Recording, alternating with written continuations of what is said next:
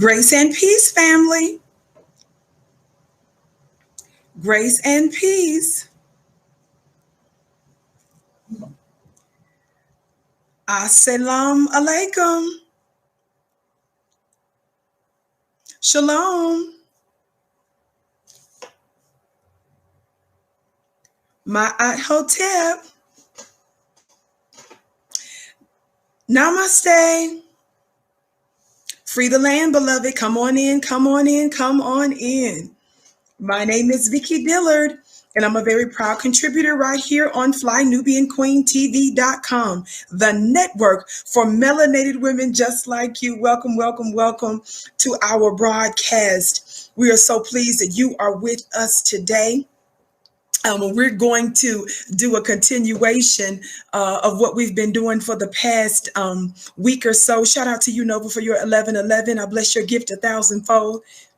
Grateful for the network and the betterment to our lives to hear your voice. Eternally grateful. Thank you, beloved. That's so sweet and kind. It's my privilege, beloved. Thank you so much for joining us today, family. I missed y'all yesterday, but I had to take care of my body, you guys. And so I thank you so much for your patience. Again, we're going to try to keep it brief today, but I want to pick up on where we left off when we were together a couple of days ago. Just a little bit of housekeeping, though, before we get ready to continue to expose the frenemy that sat with our brother Nick Cannon just the other day. On the count of 3, please hit that thumbs up button. Be sure to like and share, okay? Be sure to like and share. If you're watching us on FlyNubianQueenTV.com, if you're watching us on one of the other platforms where our show is aired, please make sure that you like, that you follow, that you engage and share. Thank you so much. Shout out to our brother Ahmad. I bless your gift 1,000-fold. We love you, Sister Vic. I love you back. Are you guys ready? 1, 2, 3. Thumbs up. Thumbs up, thumbs up, thumbs up, thumbs up. Like and share, like and share. Don't forget also we have a store at shopfnq.com. That's shopfnq.com, where you can receive all types of apparel and also, mugs, backpacks, t-shirts. You can even get your shirt that says Talk Black to Me at shopfnq.com. Thank you so much for checking that out, dear family. Let me say something to you as we get ready to get started here. You know that we have been dealing with much fallout concerning these white supremacists.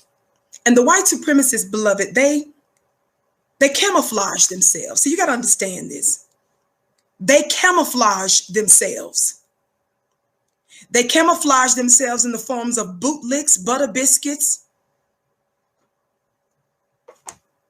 Sambos, the help. In other words, black-looking people, Lord have mercy, they camouflage themselves. And sometimes they switch it up on you, and they come perhaps in the white supremacist skin, but they come to you like a friend. They come to you saying, but we'll help you start your business. We'll give a donation to your organization. Are you hearing me today? Why does one camouflage themselves? You camouflage yourself so that you can have what? A tactical advantage. By engaging covertly or secretly or undercover. When you don't attack in a frontal manner, and if the person doesn't recognize that you're the enemy, you gain an extraordinary advantage because you're camouflaged. And the main reason you gain an advantage is because the individual doesn't recognize you as an enemy. So they welcome you in and they participate, watch this, in their own undoing.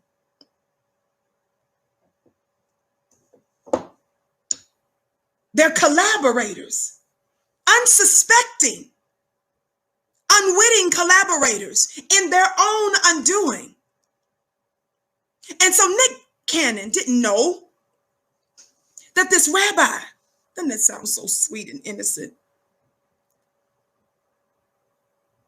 worked at this Simon Wiesenthal Center that's supposed to be anti-prejudice and all this other stuff. Watch this.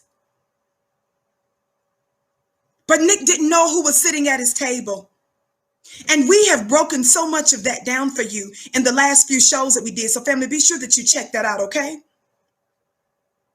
But I want to pick up on something else that's happened since we've been giving them this work. Somebody say we've been giving them this work. This Simon Wiesenthal Center and stuff. We've been exposing them as frenemies, not true friends, but frenemies, having the traits of a friend and an enemy. Somebody say camouflaged. Watch this. We've been exposing them with overwhelming receipts.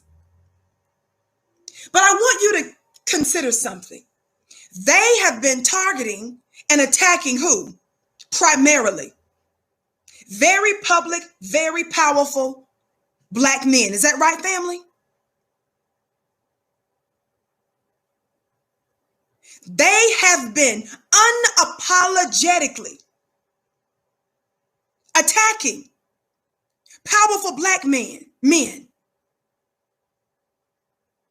Minister Louis Farrakhan primarily is their primal target.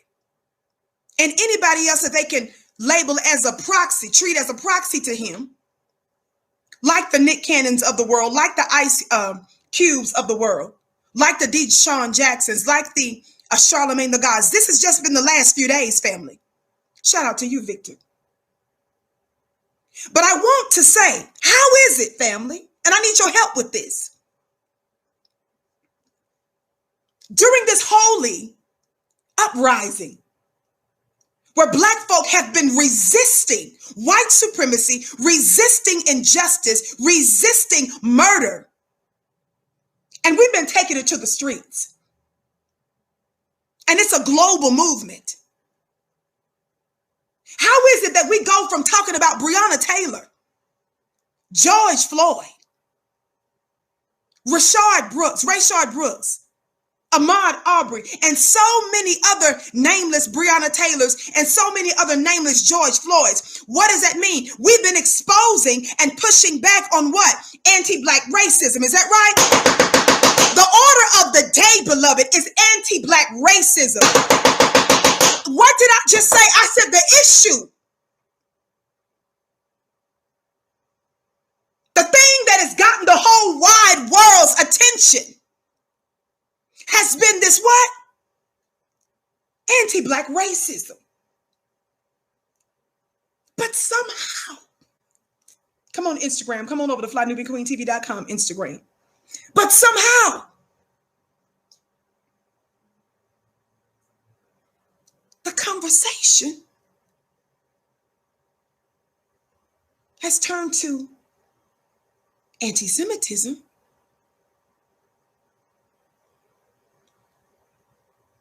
And they claim it's Black men that are guilty. Listen, how did that happen? Let me ask you something, Black family. I won't be before you long today. Shout out to you, Black General. I bless your gifts 1,000-fold. Let me ask you something, Black family. Who's the most spiritual and religious people on the planet that you know?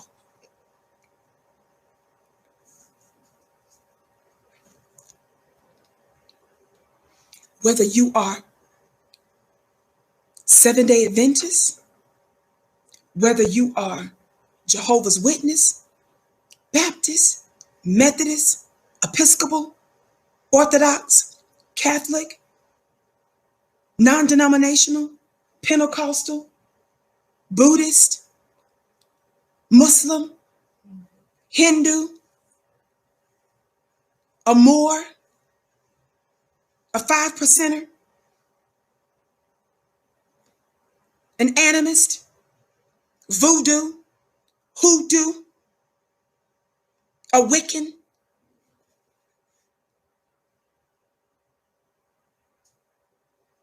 atheist, which most of us typically are not, agnostic. Thank you, LaShawn. I bless your gift 1,000-fold. You're killing it with those curly braids and beautiful smile. Thank you. folk are the most spiritual people on the planet. Shout out to you. Dita Tia, I don't know if I'm saying it right. Love you, Queen. Speak that truth. Thank you for your your kind words and your very generous gift. I bless it 1,000-fold.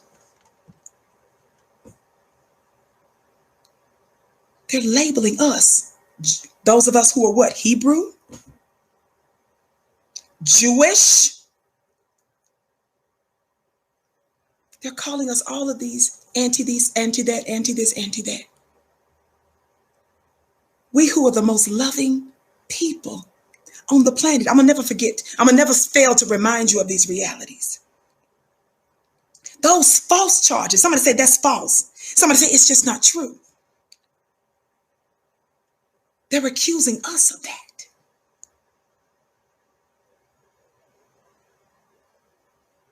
We who are the most empathetic and sympathetic people on the planet. I want to give you an example before I get ready to get into exposing Simon Wiesenthal Center. Since we've been giving them this work, they've been on a Twitter rage lately. They've been on a new PR campaign. And I'm going to give you some examples of that because we're going to give them this work and we won't fail to do it. Instagram, come on over to flynubianqueentv.com, flynubianqueentv.com. Thank you so much. By the way, family, you can follow me on Instagram. You can follow me on Instagram, Black family, at flynubianqueentv.com. Actually, you can't follow me on flynubianqueentv.com on Instagram. You can follow me at Vicki Dillard on Instagram. Follow me on Instagram at Vicki Dillard. Would you do that when you get a chance after the show? Follow me on Instagram at Vicki Dillard. Let me just invite our friends here just a moment. And while I'm doing that, family, keep giving us, would you, the thumbs up. Be sure to like and share and follow. Very, very important. Very, very important.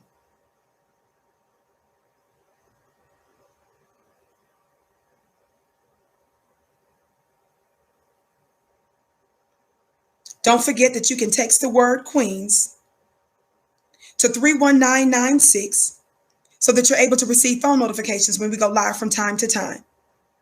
Again, that's text the word Queens to 31996 so that you can receive phone notifications.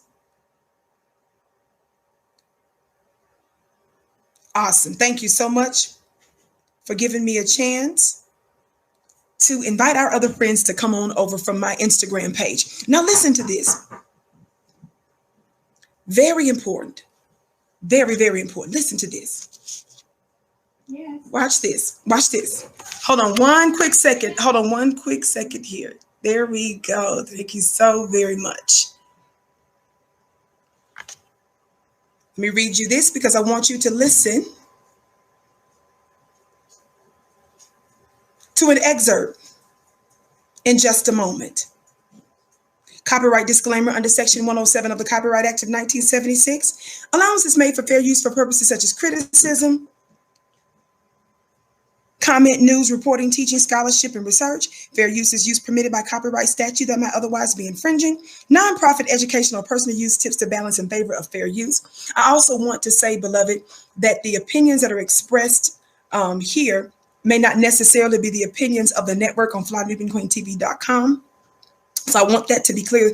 The opinions that are expressed here are my own, and we do so with respect and in compliance with the rules. Somebody talk Black to me. How many of you all know that we're able to be as wise as a serpent and gentle as a dove? We understand that in this warfare, we're still behind enemy lines. How many of you all know that? How many of you all know that we can learn how to navigate and still be principled and how we engage in this white supremacist world until we're able to rule and to reign based on freedom, justice, and equality? I need somebody Black to talk Black to me. Are y'all hearing me today? So I just wanted to throw that out. Now I want to show you something here. You may say, well, Vicki, what does this have to do with anything? We were just talking about George Floyd, right? We were just talking about George Floyd. And George Floyd, Black family, is the one, while they murdered him, who was saying and calling his killers, his terrorists, his torturers, those white supremacist race soldiers, he was calling them sir, sir, sir, while they were literally squeezing the life force out of him. I remind you of that often. I remind you the number of Black mothers that are still alive right now. The Black mothers, rather, who are survived by their dead sons and daughters, who still tell their children's killers, I forgive you. Are y'all hearing me today?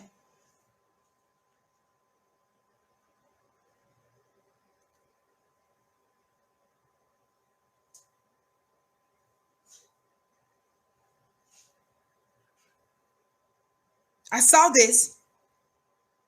Shout out to Black media. This is from the Savoy Show, this clip from the Savoy Show. Oh, I'm going to make it make sense in a minute. I'm going to make it make sense in a minute. Shout out to you, King Chima, for your gift. That delicious truth. That's right, beloved. Listen to this. I was watching a clip from the Savoy Show earlier today. And I want you to listen to a clip of the Black men talking. And this clip that you're listening to, getting ready to listen to, is very short. It's about a minute and a half. It's talking about the untold stories of Black Marine veterans in Asia in 1970, right? You all know that I have done shows discussing and giving you receipts and telling the stories of our Black family who fought in all of America's wars, right? Shout out to you, Candy. I bless your gift 1,000-fold. She said, I love you and truly enjoyed your mastermind class. You are a true blessing. Thank you, beloved. I'm so honored that you joined, beloved. I bless your gift 1,000-fold. The mastermind class she's talking about is the one where I'm live weekdays, on Wednesday evenings, 9 p.m. Eastern at clubvicki.com. So if you want to join, make sure that you do so at clubvicki.com. There I'm dropping metaphysical gems and I'm answering your questions surrounding that. It's a little different vibe on that particular show, but I want y'all to listen to this. It's a very short clip. They said the Afro was legal. Am I right or wrong? That's what they said. It was legal. We can sport the Afro. All right. This man, there's a lot of brothers here. This man here's got an Afro. This is an Afro right here. Or somewhat of an Afro. It's not big. No. But they want us to wear skin head. What they call it? High and tight. It's not my culture. Am I right or wrong? They come over here. They get, all right, a Vietnamese girl. She called me a nigga. A Vietnamese girl. I know it's not part of their language. Ain't nobody tell me it's part of their language. But I'm going to go over here. The beast, you know that. See, we go over here. We fight. Okay, we fight to defend the water we drink, the land we grow our food on, and our way of culture. We also fight to protect Rockefeller's foundations. We fight to protect J.B. Kennedy's foundation, all these different kind of foundations that the Black man can't partake of, you understand? And then we go back, we're continuously harass. It's not necessary. This ain't what we heard. This is what we know. See, we've seen it from the bird's eye point of view. We are the people here now. See? We see it now. This ain't what we heard.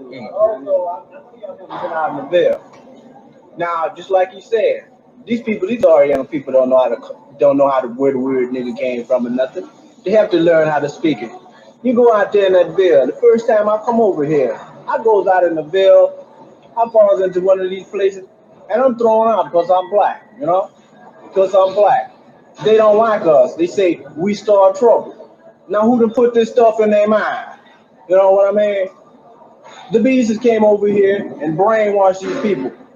We get out here and try to do our thing, and they want to downrate us because we're Black. Because the beast came over here and told them that we ain't nothing but trouble. Because we got a strong rapper and they scared we're going to take the women away. Well, wait a minute. Let me tell you something about down south. Let's say down high in July this year right here, when the so-called the beast, this is what we call them because they act savage and barbarous like animals. What did our brother say? He said, the beast came over here. He said, why do I call them that? He said, because of how they act like a savage. This is some old footage from the 70s. Let me tell you guys something. Why am I playing that? Because I'm showing you this is who they want us to believe is attacking somebody else's religion. These black gods who are just a few years out from the 1960 Civil Rights and Voting Rights Act, to which was failed to be properly enforced. We who fought in all of America's wars, while still enslaved in the hopes of being free. The Civil War, World War I, World War II, Vietnam, the Korean War, and others. When we couldn't even sit or pee in the same toilet as you, go to the same schools as you.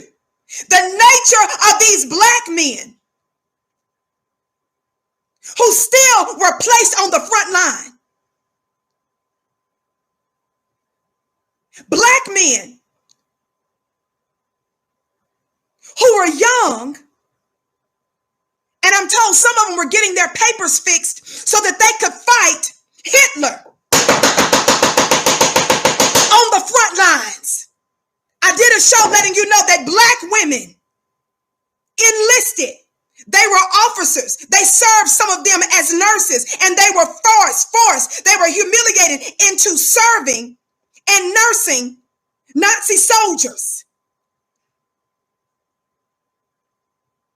By the way, Hitler also murdered black people.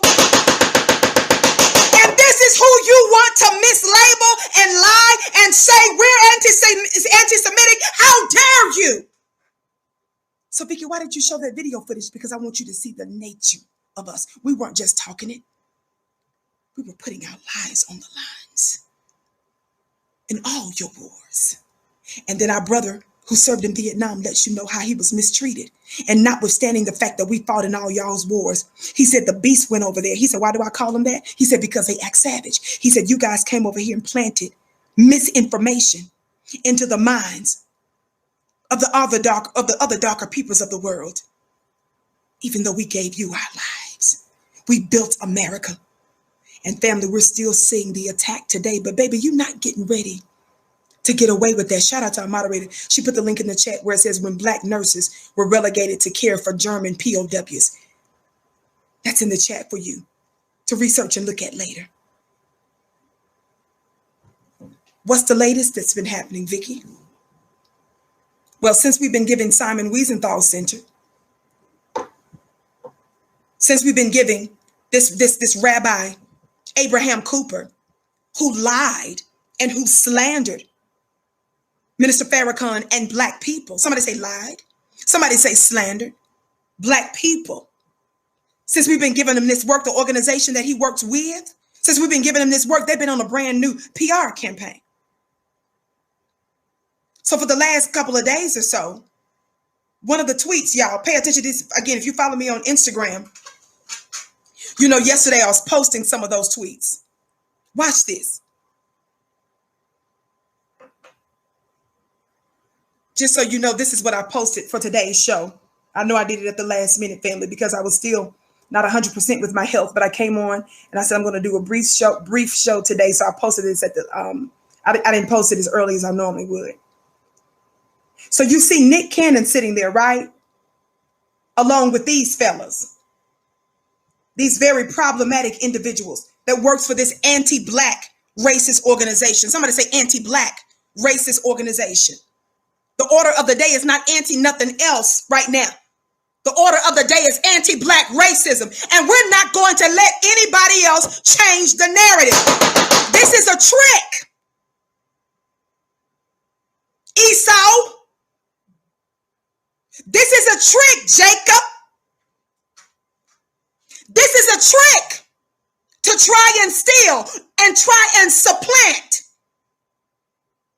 someone else's destiny, to make it appear that you match scripture. God today. Vicki, don't throw these braids around the nation. Don't throw them around the nations. Listen. Thumbs up, thumbs up. Thumbs up, thumbs up, thumbs up. Keep liking and sharing.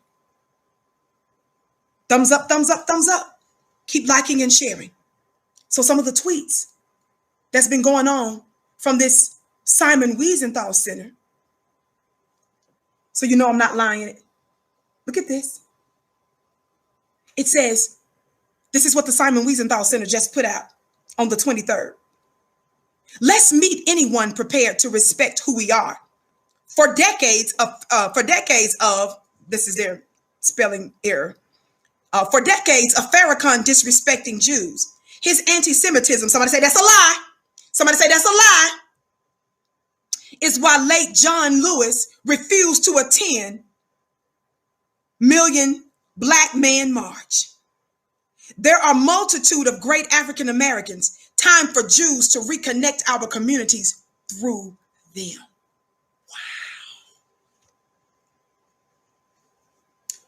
Wow. Wow. I don't think y'all caught that. Wow.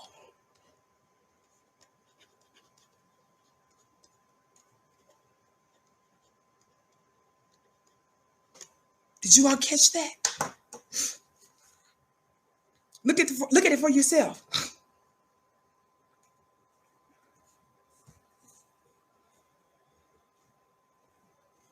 It says, let's meet anyone prepared to respect who we are.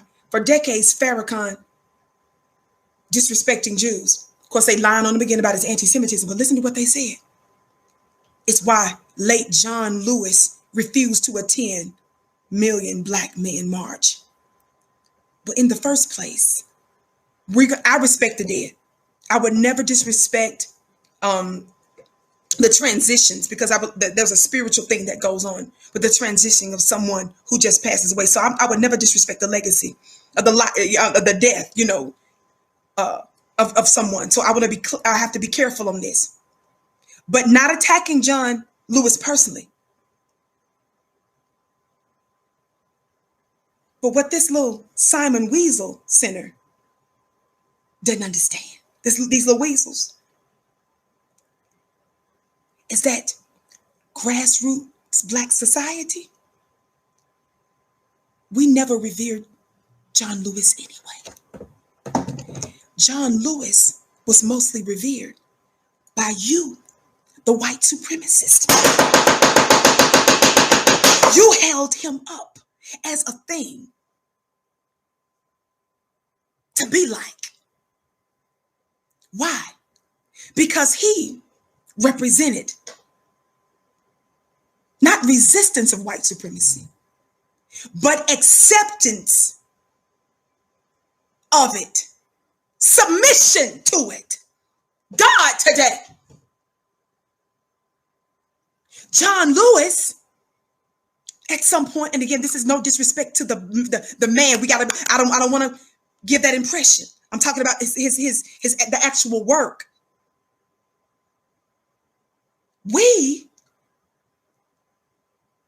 You guys hold him up as someone that's supposed to accept getting beat up.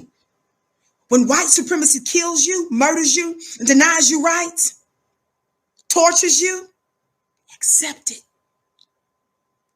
This is who you're supposed to be like. That's who America tells us who our heroes should be.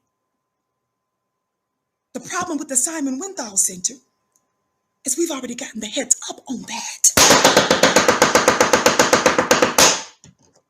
The Black grassroots. You can't bring that small town stuff over here. We done already peeped that. The Weasels didn't know that. I'm sorry, the Simon Wiesenthal Center didn't know that. We're not built like that. We're not from that pedigree. We believe in the scripture that says that the kingdom of God suffers violence, but the violent take it by force. What does that mean? Does it mean that we believe in being reckless? No. Does it mean that we unjustly tear up stuff? No, baby, but it doesn't mean that you're going to beat us across the head and we're going to high five you.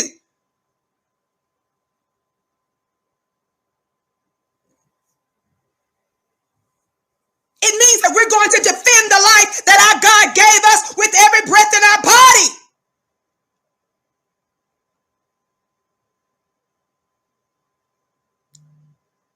Don't get it twisted. But proof that we were right, that John Lewis was something of a tool for white supremacy.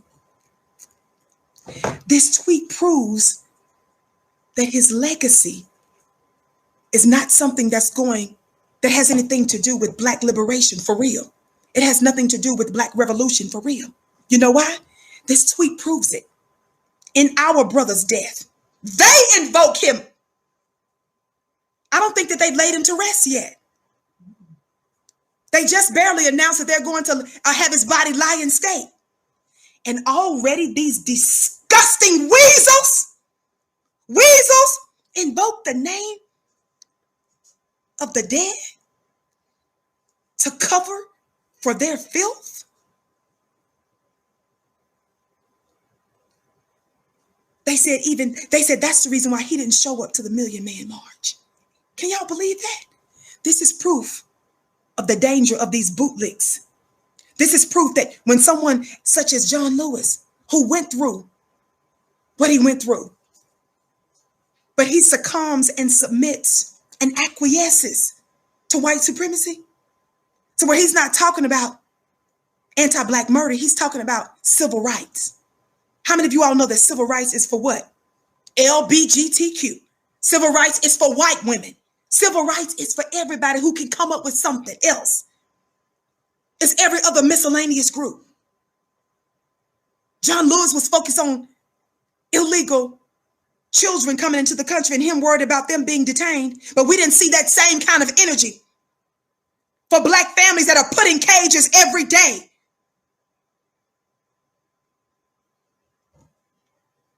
We're not disrespecting the dead. I would never do that. They are disrespecting the dead for even invoking his name. Our brother has not even lied. His body hasn't even has not even lied and been laid in state yet. And they invoked his name because we've been exposing these frenemies. Nick didn't know that. Thumbs up, family. Keep liking and sharing. Thumbs up, keep liking and sharing. Watch what else they tweeted. They went on a Twitter rage. They lost their mind. Thumbs up, keep liking and sharing. Listen. They also said, there are multitude of great African Americans. Time for Jews to reconnect our communities through them. Woo! Y'all better catch that. Did you hear what they said? I didn't say it. The Weasel said it. Simon Wiesenthal said it. What did he say? He's identified, he's aware of the multitude of bootlicks that they have strategically installed. When we tell you funny looking bootlicks to stand down. When I gave Jamil Hill that work the other day, not because I'm against Black women. She allowed herself to be used. She did a hit piece. Jamil Hill did a hit piece and called Minister Farrakhan vile, lied on him. And then she had the nerve to say about Black folk that we could be culturally arrogant. Check out my show. Jamil is allowed to be in those spaces because they can count on the help Aunt Jemima Hill, Aunt Jemammy. They can count on her. But when the rubber hits the road and when they get under pressure, their camouflaged, installed bootlick is going to do their bidding. And didn't she do their bidding? Didn't she help to cause this onslaught of attacks of Black men? Jamel Hill and those of her ilk, those like her, also bear responsibility for this. When you see some of those other funny looking, notice how quiet all those other Black folks that claim that they're so pro-Black, those that they okay saying, what's his name? The football player, Colin Kaepernick. Let him bow. What's wrong with him? Kneeling. See, those Negroes, they say that's a safe kind of revolution. No disrespect to Kaepernick. That's safe. But how come they're not saying nothing about these back-to-back hits on black men?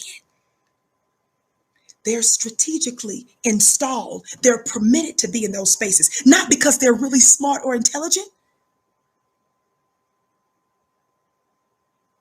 The white supremacists pumped their heads up and made them think they were special so that they can groom them to be used at an appointed time. Somebody talk black to me.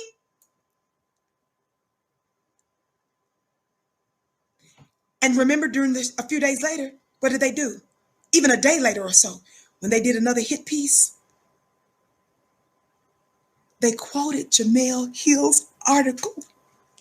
They used her black skin and her black article as cover for their wickedness. Are y'all hearing me today?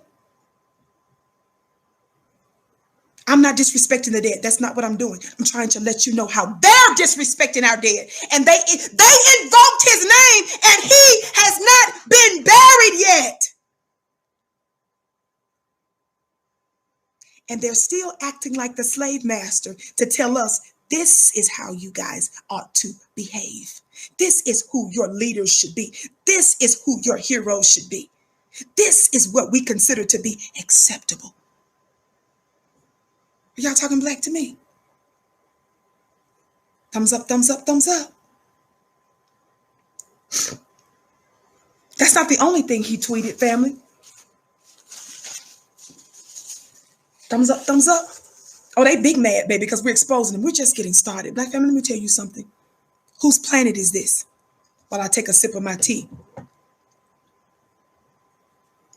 Again, shout out to my sister Kim, who takes such good care of me. She sent me a whole gourmet, beautiful box of tea. And by the way, family, don't forget that you can get your mug and a whole bunch of other stuff at our store at shop.fnqq.com. Whose planet is this, black family? It's our planet. I let you know that. I remind you of that, because I want you to begin to change your mind and how you engage your planet. Psalm 82, the supreme creator, the supreme being, the God. When we call you gods, we're talking about what? One with force and power. So the supreme force and power, it says, held a council, and he was talking to the gods. And he was rebuking them because they allowed wickedness to run rampant on our planet that we have jurisdiction over, ownership of, and jurisdiction over. And he says, because you fail to correct your planet, he says, you'll die like men. Wait a minute. What do you mean you'll die like men? I thought we were men. No, baby, you're not just a mere man. You are a God, one with force and power. Black man, black woman, you're the direct descendants of God. And let me tell you something. We've shared our planet with the brown, the red, the yellow, and the white. But the white supremacists have done a little too much. And we about ready to take possession of ours. If you all understand anything about the law in terms of property and stuff. We about ready to take possession of our property. How many of you all know, God, today this is good. How many of you all know, especially if you are renters, and if you are investors and you rent property, you own, how many of you all know that you can own something and not actually occupy that thing? How many of you all know that somebody could actually be living in your something that you own, tearing up your house? God, today, tearing up your house.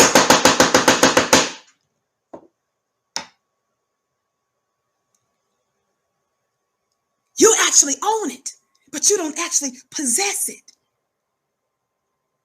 Well, baby, we getting ready to serve an eviction notice. This thing that's been causing hell all over our planet is about to go. Spouts to. You get that from the Victionary family. Spouts to. Just made it up on the spot. Spouts to. We're serving your eviction notice. You can actually own something and not possess that thing. Shout out to you, Big Lou, for your gift. I bless your gift 1,000-fold. Watch this. Thumbs up, keep liking and sharing. Watch this. He sends another tweet out. Watch this. He puts out another tweet. And just before I read that tweet, Karens, Becky, Gretchen, they always have to show their ugly heads, right? The Karens and the Beckys always have to get in the mix. One way or another, they got to get in the mix, right? So, of course, I had to give this Karen this work. Her name is actually Melissa. That's Melissa. So, in response to the Simon Wiesenthal Center, you can see it just below. See, that's their tweet there. The Simon Wiesenthal Center. So, in response to the Simon Wiesenthal Center about Nick Cannon, watch what Melissa, also known as Karen, had to say. I told you, I'm telling you, the Simon, y'all, they big mad about us exposing them. They're big mad. Watch this. Melissa, also known as Karen, she had the nerve to tweet concerning Simon Wiesenthal. Something strange I've noticed in the replies is the number of people demanding that the Simon Wiesenthal Center and other Jewish groups meet with Nation of Islam leader Farrakhan. Would you demand an African American to meet with David Duke or a Muslim to meet with Richard Spencer? Did you all hear that? Becky just showed you how weak their PR campaign is going. Even though the Simon Wiesenthal Center put out these tweets and all this stuff on social media, it's not really working good because Melissa said she's what? What did Melissa say? What did Karen say? She chimes in. Karen chimes in. See, Karen always has her man's back. So I'm going to always have mine, especially when mine has been put down for almost 500 years. And some of you funny looking bootlets, some of you black feminists out there done lost your mind and act like you don't understand the hell with your funny looking self. They riding with Donald Trump. And Donald Trump's first wife accused him of rape in a legal deposition under oath. Donald Trump is accused of rape and sexual impropriety by almost a couple of dozen plus women. Donald Trump is recorded on audio video acknowledging how he sexually assaults women and can get away with it because he's a star. Donald Trump is a bona fide certified racist and failed businessman and liar. And white women are rolling with him. We're at war and you asking me, in war, you're asking me, why? Y'all ain't holding the brothers. In war, you're asking me this? While they're riding with their killers?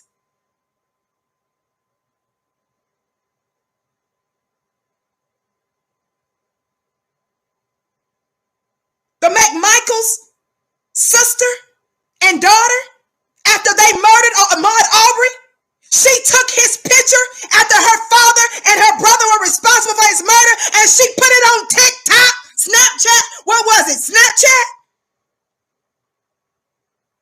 Love you, beautiful queen. Salute your love. I love you back. They ride with their men.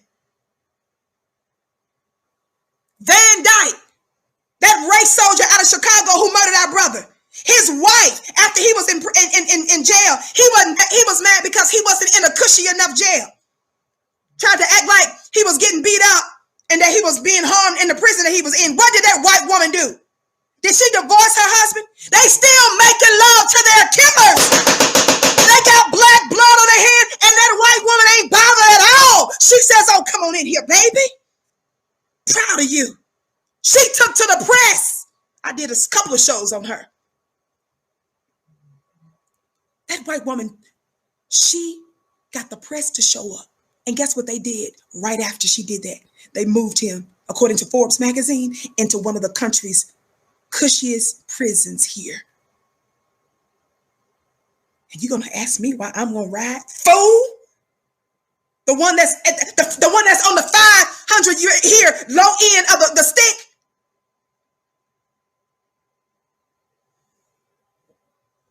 I'm not, y'all know I hold our brothers accountable. Come on, somebody talk black to me. That's not what I'm saying. And I'm not telling you to marry or to get with a certified and bona fide dirtbag.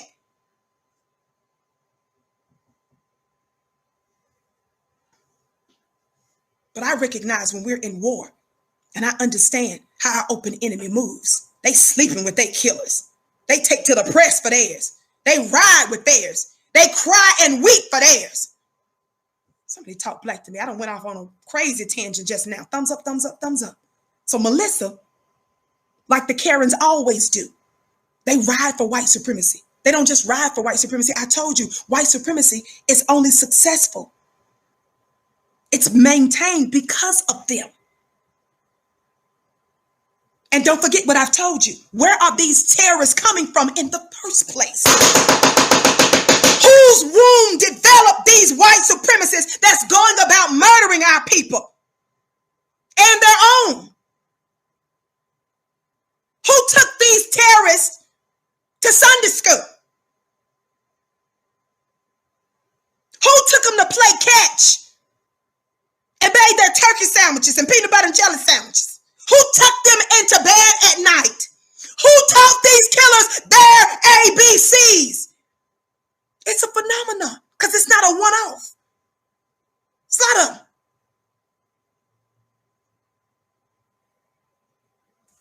So this Melissa, listen to what she said again. I told you, they're going crazy. Simon, we're giving them this work. Simon Wiesenthal said, thumbs up, family. Keep liking and sharing. Don't forget, family, to go to connect with my club, Vicki.com, which is our mastermind class. I'll be dropping metaphysical jewels. You'll experience me in a different light, and I'll be there in this exclusive environment to answer your questions there as well. Don't forget also flynubianbusiness.com, our school, where we teach you how to build your own business and side hustle. Flynubianbusiness.com. So this is what she did. Melissa, again, don't forget she's responding to Simon Wiesenthal's tweet. Something strange I've noticed in the replies. So that's bothering them. Something strange I've noticed in the replies is the number of people demanding that the Simon Wiesenthal Center and other Jewish groups meet with the Nation of Islam leader. Watch this. Do you all know that this is proof that we're winning? Do you all know that that's proof that we're controlling the narrative? How many times have I told you that in this season, power comes from the ground up? She's tripping because even though Simon Wiesenthal Center, I keep calling them menthol, weasels, it's all the same. Listen, the fact that she says that she's noticed, she says it's strange. Why is it strange, Melissa? It's strange to have the person that you accuse of something speak for themselves and sit them down and do an open debate. It's strange to actually have the person that you're attacking to hear from them. Yeah, she's right. It's strange. They're used to all kinds of propaganda working. They're used to being the only voice, and you, Negro, don't question what Master say. That's why she say it's strange. Oh, God, it is strange, Melissa. Melissa, Karen, Gretchen. Gretchen says, oh my God, it's strange. This is strange. Look at her freaking out. Melissa, go to my Instagram, Vicki X Dillard. I haven't posted it. Something strange I've noticed in the replies and the number. It's the number of people. It's not just that it was one or two of y'all. She said it's the number of people demanding that SWC and other Jewish groups meet with the Nation of Islam leader Farrakhan. Listen. She said, would you demand an African-American to meet with David Duke or a Muslim to meet with Richard Spencer? In the first place, girl, in the first place, you lied. What we know, Melissa, Not that you're owed this explanation, hashtag MYOWB. Could you put the MYOWB in the chat? Because that's what I told her. I told Melissa, first of all, she should mind her own business. In your community, you guys are dealing with opioid epidemics. You got a lot going on. You got terrorists going on. You got AK-47. You got those that are just rebelling against masks, freaking out all over the country. You know, you're doing stuff to yourself. So I did start my tweet off by telling her she really should mind her own business. But I just wanted to indulge her. But anyway, you got so much going on in y'all's community. The Catholic Church, you got too much going on. The theft and the fraud that's happening all through Wall Street that's led by y'all. You know what I'm saying? The mischief making that you're doing in law with your politicians, Trump and all of that. You got a lot going on. But since you're over here, let me just go on ahead and just quickly put you in your place. Melissa, first of all, because you say something doesn't make it true. Y'all, that's what's killing them. They're used to what they're saying, what they say. They're used to controlling the narrative. They're used to whatever they say goes. So first of all, we know that you lie and are a liar. Don't make me talk about the lie. Don't make me talk about the lie. Melissa, we know now that you're not just a liar. You are a lie, a walking ILE. Your breath that you breathe. The sound that we hear when you drive the car. The keys is a lie. The sound of the keys is a lie. Come on, somebody. We already know about all that. Shout out to you, Silent D Production. So it's strange. She said, let's get our words right. Melissa is tripping right now. Shout out to you, J Love, for your gift. Even the word says you need media. I don't know what you're saying there, but thank you, beloved, for your gift. She says something strange I've noticed in the replies is the number of people demanding. So you guys are waking up. They're freaking out, y'all, because we're not just taking them at their words. The Black grassroots. We've been seeing this thing for what you are. Now let's get past there. So I said to her real quick, I didn't go on and on with her because I don't spend time with Karen like that because I just shut it down. It's easy to shut that down. But I just made it real clear, to her, mind your own business, And then I said to her, I said, Karen, and I did call her Karen in the tweet. I said, Karen, mind your own business. But anyway, I said, Karen, I said, if someone is accused of murder, would the murderer be still have their chance for a trial and to put up a defense? So we're just putting aside the fact that you lie and are a liar and are lying on him. But even someone that commits murder or a heinous violent crime, rape, someone that's a pedophile and so forth, even they have the right to a trial and to present evidence and to put up a defense. Just FYI. Thumbs up, family. Keep liking and sharing. Listen.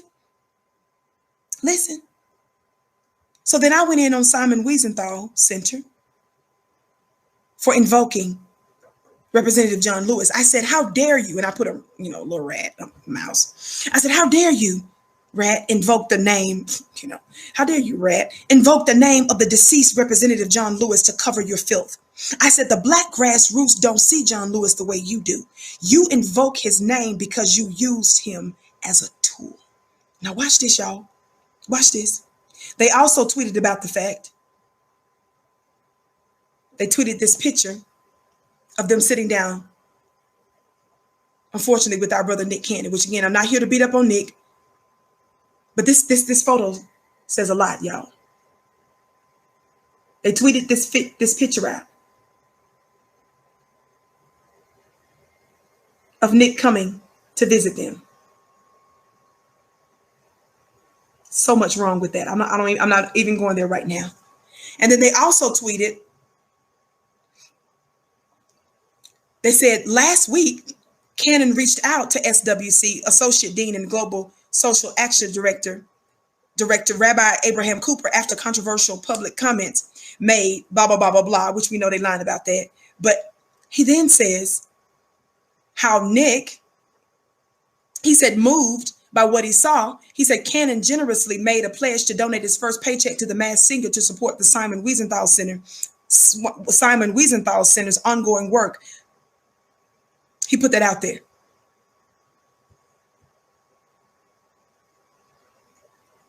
That's not the only one. So apparently they must have called up their friend in Congress, Representative Alma Hernandez. How many of you all heard of Representative Alma Hernandez? I believe that she's a congresswoman out of Arizona. Well, apparently she's one of the few Mexican Jewish congresswomen. Guess what she did? Instead of her working on the stimulus package, and instead of her working on some black reparations, Representative Alma Hernandez, she had the nerve the next day or so to tweet. Y'all know I ain't lying. Y'all see that? This is why we need organizations like Simon Wiesenthal and so many others who focus on educating the public and combating anti-Semitism. What a world we would live in if more people practiced tolerance.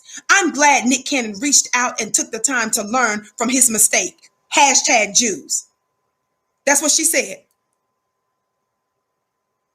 So I chimed in when I realized I started to read through the thread, some more of the thread. So somebody was saying something about how Nick should apologize and stuff. Guess what Representative Alma Hernandez did? How does she have this much time to be on Twitter to engage in this conversation? She didn't just post this. She didn't just post this tweet on behalf of the Simon Wiesenthal Center yesterday or the day before yesterday. When somebody said something about Nick needing to apologize, she actually responded to one of those miscellaneous comments and said, he actually did issue an apology. Please read the Simon Wiesenthal thread on the visit. Thanks. So girlfriend, this congresswoman, Representative Alma Hernandez, was so deep up in Simon Wiesenthal's thread that she didn't just do a tweet, y'all. She had time to get deep up in the weeds. Y'all better talk black to me.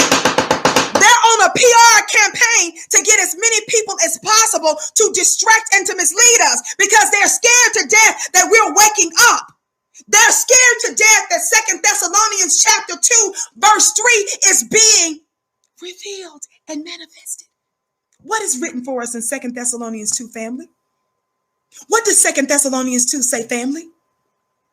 Does 2 Thessalonians 2 say that day shall not come, except there first be a falling away, and the man, one translation says, of lawlessness be revealed?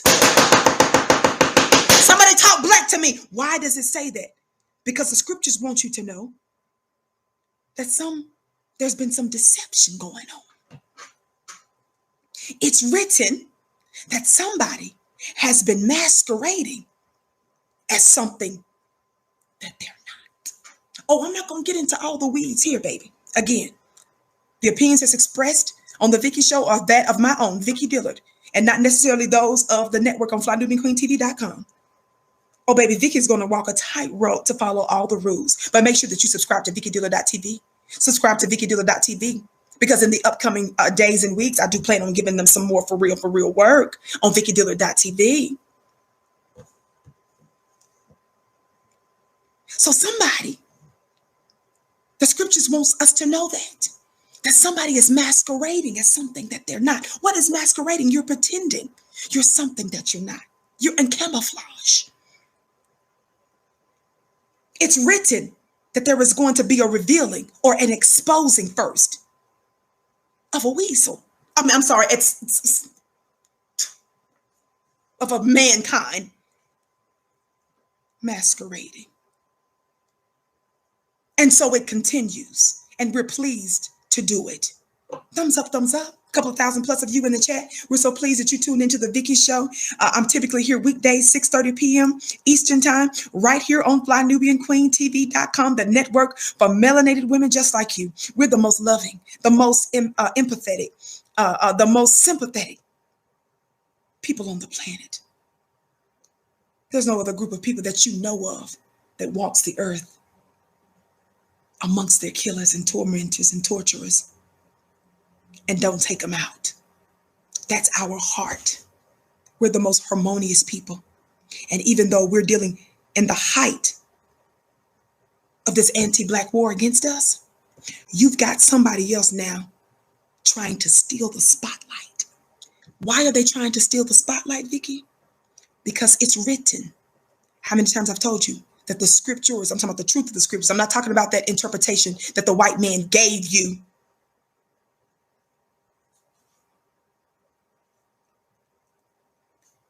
It's written. In order for you to identify who the chosen people are, they're supposed to have certain types of traits. God, today, some of the traits that they have: being oppressed for more than 400 years in a land that is not their own, being brought forth in ships. There's no other people on the planet that can make that claim of being oppressed for 400 years and being brought in ships. Shout out to you, Game, for your gift. That beautiful smile. Oh my God, Vicki. Oh, thank you. Shout out to you, Nita, for your $50 gift. I bless it 1,000-fold. All of your gifts. She said, I've read it and it will go down screaming the truth. Support the truth. I know that's right. I bless all your gifts 1,000-fold. Stephanie, I bless your gift 1,000-fold. Thumbs up, family. Keep liking and sharing. Listen. The scriptures are very clear. There are certain traits and characteristics of this people. Do you know that the Bible even talks about that they would be placed in prison houses, warehoused in prison houses? Shout out to you, G. Bowman. Nobody else fits that description. We, family, the Black Holocaust is the only one that hasn't received reparations. The Black Holocaust is the only one that's still going on today. The Black Holocaust survivors have experienced some of the worst treatment than any other people on the planet have experienced for longer than any other people. And may I say this to you? The very ones that's accusing our brothers, slandering our brothers, they know that they too participated in anti-Black racism. We love all peoples of the planet, but let me tell you something. That very group that's lying, trying to steal the spotlight, is deeply responsible for Black torture, Black murder, Black theft, Black trauma, and we can prove it in no limit of time.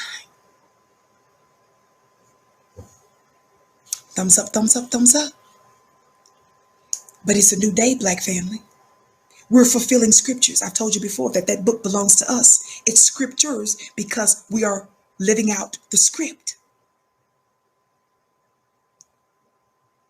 We are in our finest hour.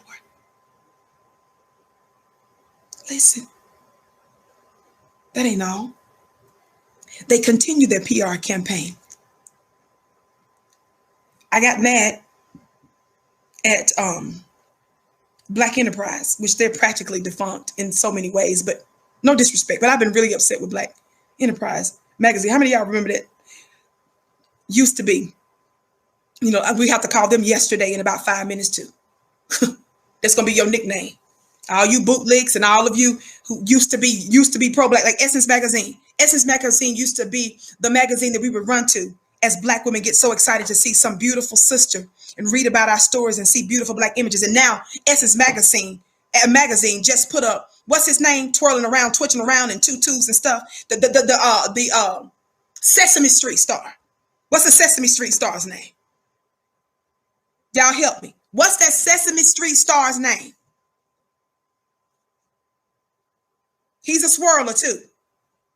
What's that Sesame Street star's name, y'all? I done forgot his name. Billy Porter. Thank you. How could I forget? Billy Porter's funny looking self. Essence Magazine, y'all, just had Billy Porter on the cover of Essence. Shout out to my supporter who tagged me on Twitter. Y'all follow me on Twitter at Dillard Vicki. Follow me on Twitter at Dillard Vicki, my last name first. They tagged me a picture of their Essence magazine in the trash can. God, today. Somebody talk black to me. That beautiful buttery bussy bite. Y'all know what we call them. That beautiful buttery bussy bite. Who had the nerve to attack black people. Y'all know that Billy Porter had the nerve to do a piece attacking black folks, saying that we, to him and to his LGBT friends and stuff, he said that we are worse. We're just as bad as white supremacists. Funny looking self. Watch this. So when some of these magazines, these publications that's supposed to be pro-black, lose their minds, Lord have mercy. Let me get off of that. So Black Enterprise has been ticking me off lately with some of the stuff they've been doing. So guess what happens? Guess what happens? One day ago, which means just the day before yesterday, they put this up. Who is this funny looking fella right here, family? Isn't this the frenemy that Nick Cannon had on this show? Well, Black Enterprise publication put up, it says Miss Selena Hill unpacks Nick Cannon's anti-Semitic remarks with B. Hurd's and Stan Fritz and whoever this is, Miss David, if you nasty. God, where y'all get these things from? Y'all doing too much. Come out of her, my people. Revelation. Come out of her, my people. Why does the book of Revelation tell you to come out of her, my people? That's talking to you, black man and black woman. Come up out of her. It says so that you don't have to partake of her plagues. I done told you before. I was taught that if you lay down with dogs, you get up with fleas. Some of the stuff that's happening in America is not even meant for you. But because your funny looking self is trying to integrate with the thing that's really killing you, you're going to get the same reward as they, even though it wasn't even intended for you. Come out of her with your funny looking self. You're doing some strange stuff. What are you? Mobile home? Camper? Outside? Oak tree? Pines? Come on, talk back to me.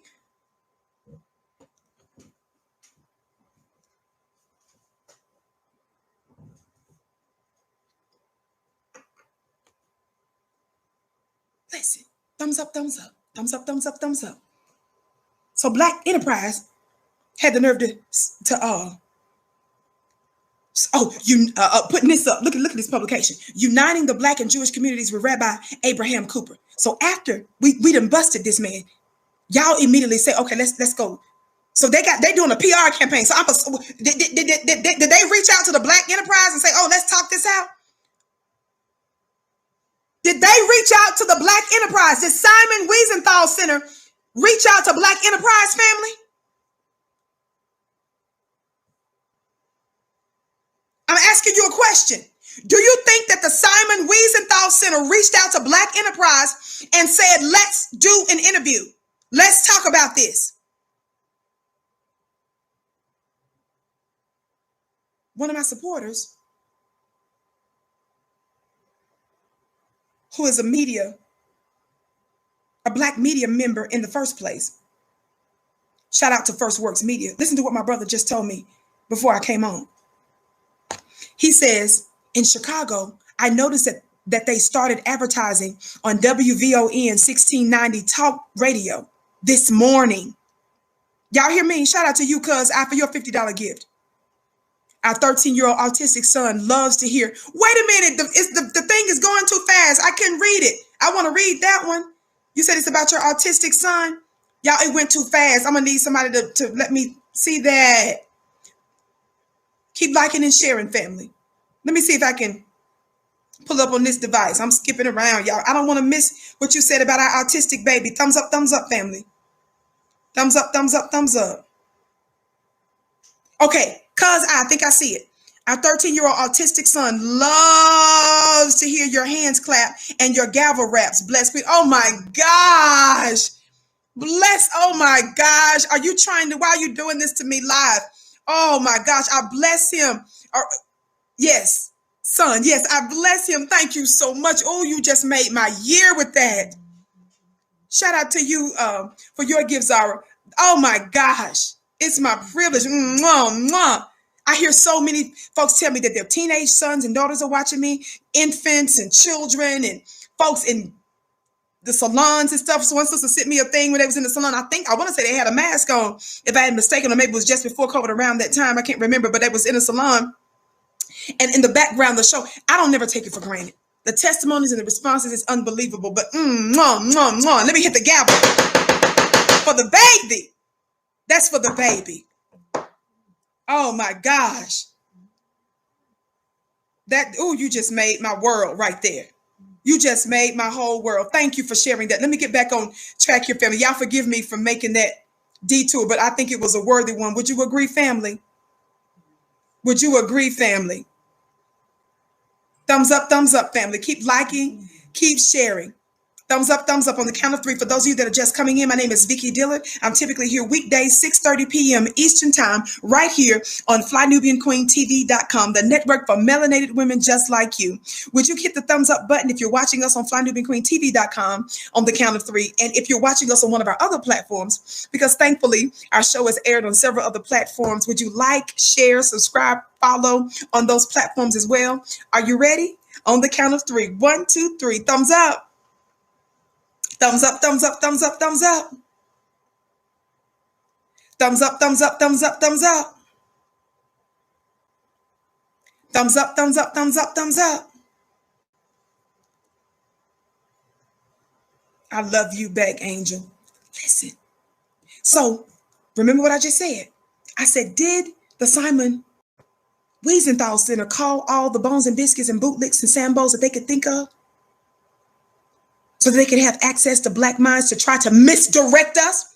They're tripping, y'all, because they wanting to know, when did all this happen? There's been an underground movement of resurrecting our people. Y'all play too much.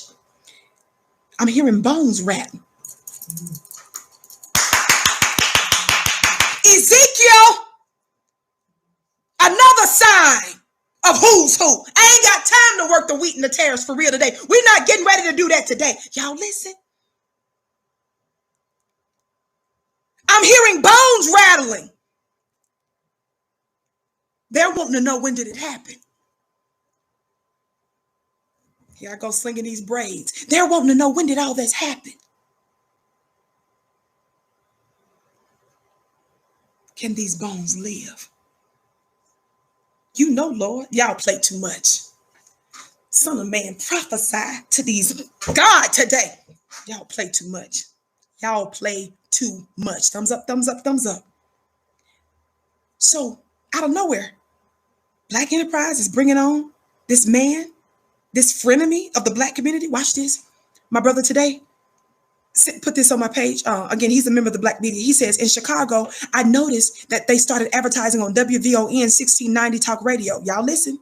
He said, this morning, a guest from Illinois Holocaust Center or Museum was on the morning show with good brother, Attorney Fenton.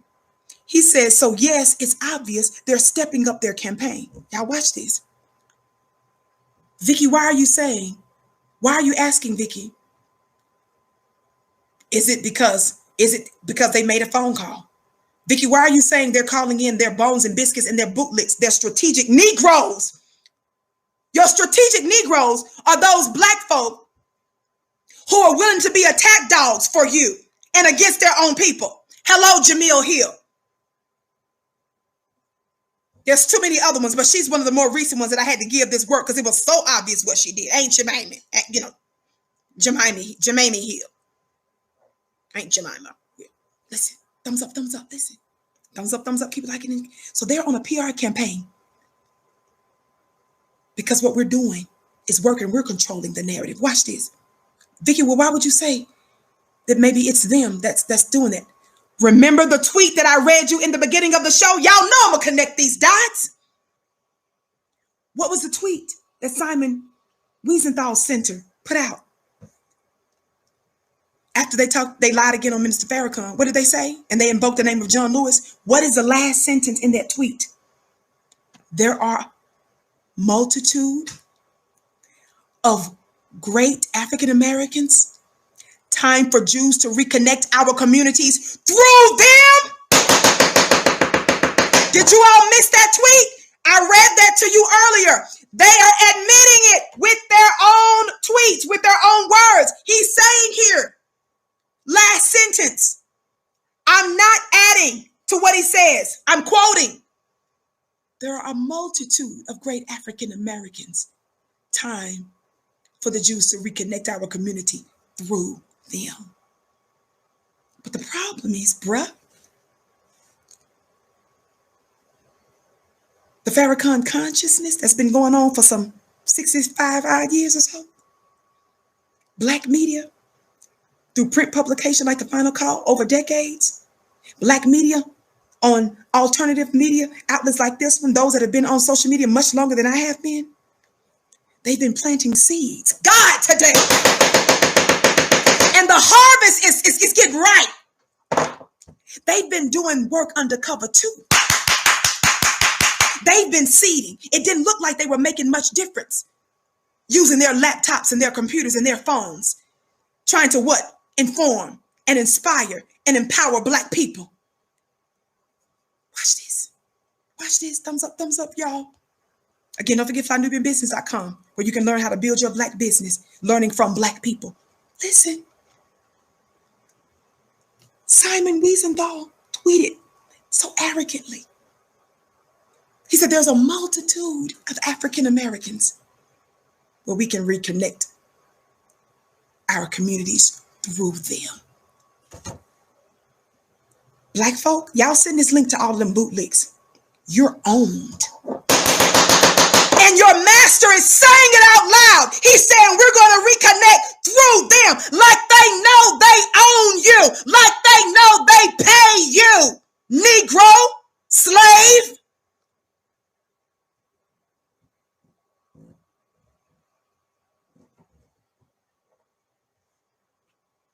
Vicki doesn't have to make up nothing. They said it. There's a multitude of great African Americans. Time for them to reconnect, time for us to reconnect our communities through them. They can count on you. Biscuit, white meat chicken, white meat fried chicken. Ain't that something? So they're on a PR campaign, and they're probably wondering, who is this Vicki lady? And who are others like her that's giving us this work? Who are you? That's the question of the hour. That's what I'm asking. Bruh, who are you? That's what I'm asking. Who are you? I said this is our planet. And it's written in the book of James. Because some of you don't know your collective Black power. I'm not talking of my own accord. I'm not trying to be reckless and do something and start something that's not my own. No, baby. I'm under a Farrakhan's protection.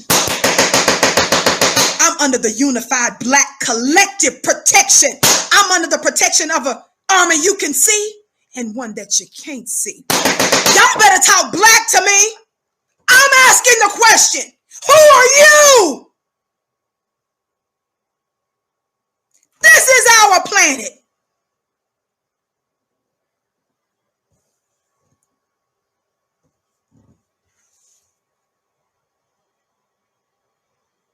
Who is this powerful organization? Let me tell you something. When your sister was fighting in the federal belly of the beast, before that, when I was attacked and targeted by high-level entities, when I went head-to-head with judges with no legal training, I had no legal training, and nobody representing me. In most of those cases, I was there unrepresented by counsel, what you call pro se, meaning your sister was there by herself. And across from me, in one instance, was several representatives representing Wall Street banks, and the others were there for the state's attorney generals because they're the ones that represent the judges that I was suing. Y'all better go sit down somewhere. Other people were tripping, saying, Vicki, I can't believe you're doing that.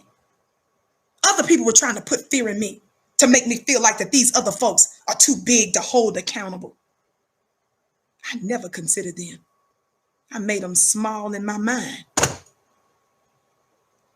I said I made them small in my own mind. And I considered the God who was in me.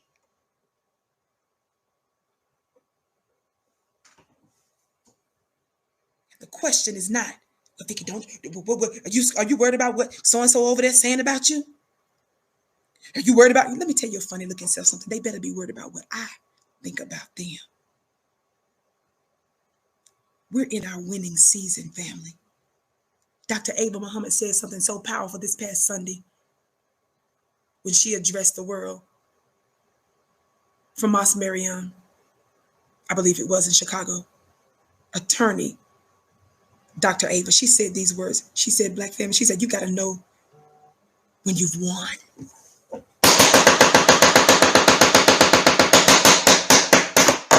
What they gonna do, she said, they ain't gonna do nothing. You don't know your power because you have not effectively resisted what's written in the book of James. Submit to God. That's the first thing.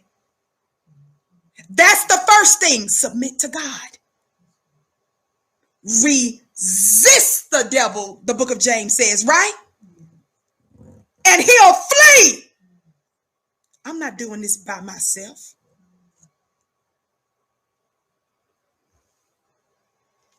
Somebody talk black to me. When I was at Minister Farrakhan's farm, the garden, July 4th, when he addressed the world, like I said, we were socially distanced. We were some distance away, but I was on the grounds. I had to leave early because, of course, my health. I had to leave right after the address. Shout out to you, Constance, for your $50 gift. I bless it 1,000-fold. Minister Farrakhan said this to us. He said, if you know the truth, he said, shout it from the mountaintop. I'm speaking based on an instruction. That instruction is not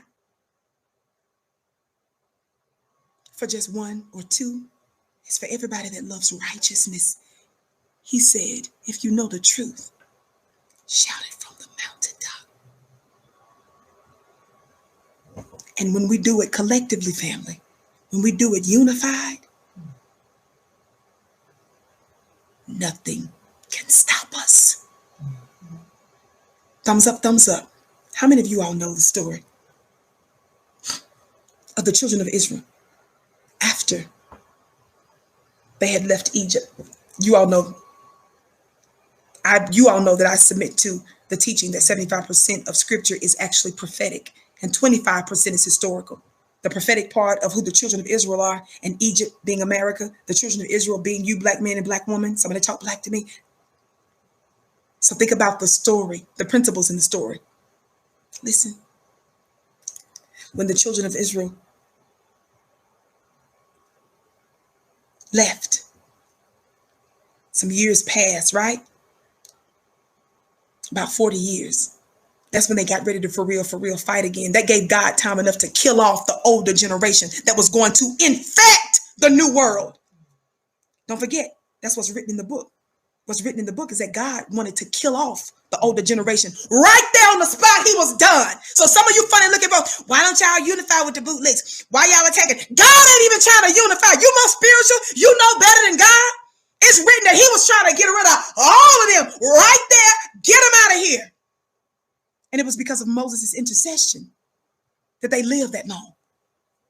He let them live for 40 years, but he let them die off with Social Security and Section 8 in the wilderness. I mean, I'm going to meet your little bare minimum needs. But your funny looking self ain't going no promised land because you're not fixing Egypt. You left Egypt, but Egypt is still in you. You're not going to infect the new world with your coronavirus. Don't talk to me. You finna bring your brand of a novel corona in the promised land. No, we fixing the, you finna quarantine you by letting you die off to God. Out of here. So that you don't infect nothing over there. Y'all play too much. Thumbs up, thumbs up, thumbs up. Why y'all laughing at me? I'm just telling you, I'm giving you a Bible story. I'm just giving y'all a Bible story. Thumbs up, thumbs up, thumbs up. Listen, I'm about to get out of here. But what happened when it was time for them after so many years? Only 2 of the older generation made it. Even Moses himself didn't get to go. Y'all know that, don't you? Moses didn't even get to go in the promised land. Joshua and Caleb. And they were 80 years of age. That was the only one that made it out of that older generation that got to go. Watch this. Prior to them invading, they were going to spy out the land, right? Because it was the appointed time for them to do war. Y'all talk black. I told you we're in our winning season, black family. There was a lull in between the Exodus and when it was time to do warfare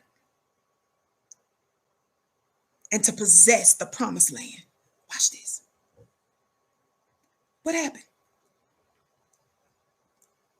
They sent spies out, right? To the promised land, right? Go spy out the land. Somebody said they were going to get intelligence. In case y'all don't understand that language, that's military stuff. When we talk about spies from back in the day, that means that he wanted, right, them to go infiltrate, serve as spies to what? Bring back intelligence so that they would know how, what? It would inform their tactical plans to invade the promised land. Is that right, y'all? And there was different parts of, obviously, it was many fights that they had to get into because it was a lot of land. But watch this. What happened? I'm talking to y'all. I'm trying to tell you, you're the people of the book. Hear me. What happened? For you scared to death Negroes. What happened? When he sent out, how many was it? 12 spies? How many y'all? How many spies was it? Y'all help me remember. Was it 12 spies? How many spies was it? Somebody look up how many spies was it? I think it was 12. Did 10 of them come back with the evil report, the Bible says? And only what? 2 of them. Y'all help me with my facts here. And only what? A couple of them came back saying, we got this.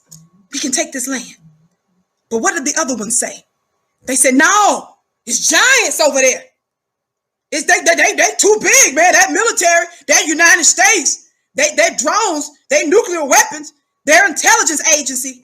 And Trump is revealing to us the weakness in government. The coronavirus is showing us the weakness in all of the United States, all of its agencies, all throughout the administrations, in its medical healthcare systems, in the states.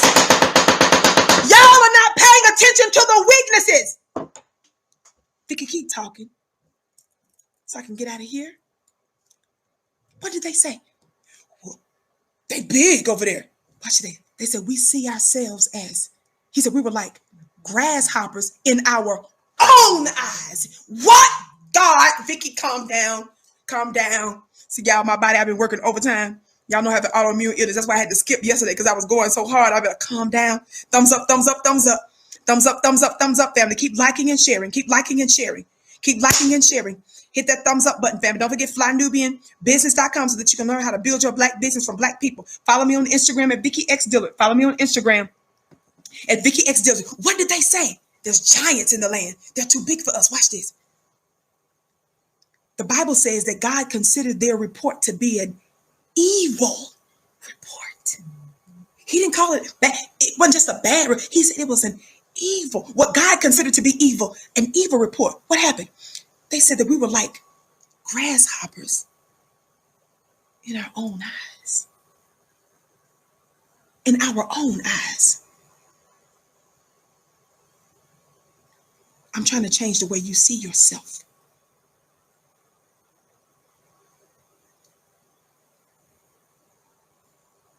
Then the leaders tried to get everybody calmed down, because what happened? When the other ones started to talk about how scared to death they were, everybody else started to what? Get scared. And he had to shut them up. He had to shut them up. Why? Because fear is contagious. Cowardice is contagious. It's debilitating. It will stupefy you.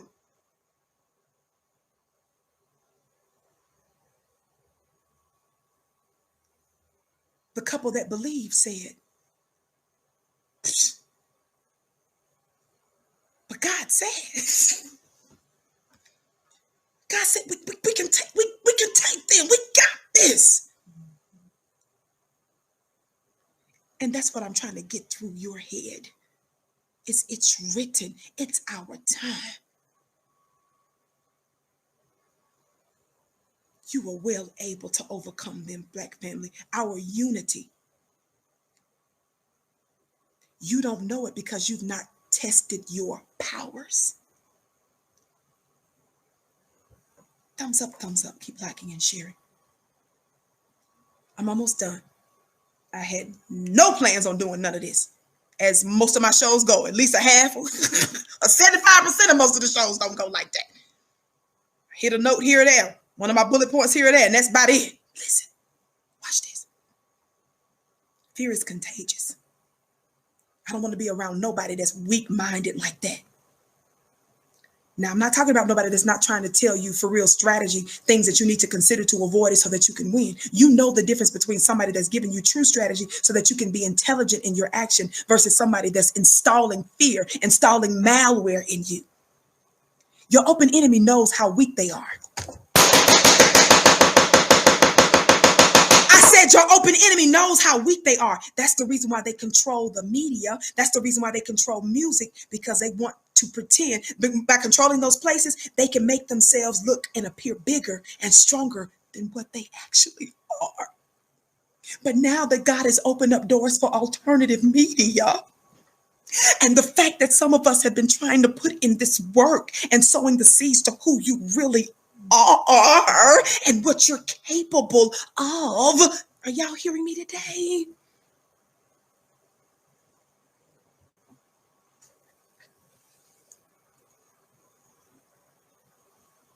Watch this. Watch this. Let me read this. What was I even going to read in the first place? What was I supposed to even be reading? I got thrown with this Bible story. Black Enterprise. Thank you. And we got it. Remember, Simon Wiesenthal Center put out a tweet talking about we're going to use other African Americans. That's them bootlegs, right? Watch this. So I was mad at Black Enterprise. I didn't see the entire interview, but I decided to follow up. And I saw a clip. I want y'all to listen to this clip very quickly. Again, all of this is on the Copyright Act of 1976. So don't forget, the Simon Wiesenthal Center, this weasel from this Rabbi Abraham Cooper Wiesenthal Center fella, who Nick didn't know was a frenemy, thus a real enemy to Black community. Right after we've been giving him this work, he decides, okay, Black Enterprise it is. So here's an excerpt from that interview. Y'all, please listen to this. Y'all, please listen to this. And that impacts the ways that I, as white, is a privilege. Watch this. This is the rabbi, and this is a brother. The New Norm with Selena Hill. That's the lady. The New Norm. White hold on. Is a privilege in this country, but Let me go and give you the name.